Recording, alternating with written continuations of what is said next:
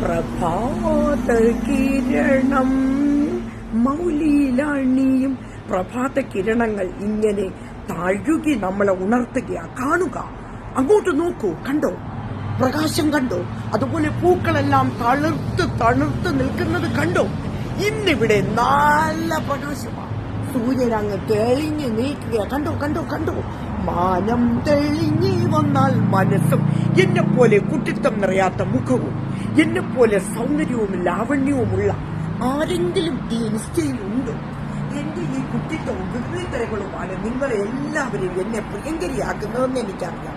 പക്ഷേ ഇനിയും എന്നെ പ്രിയങ്കരിയാക്കോ ഇല്ലയോ?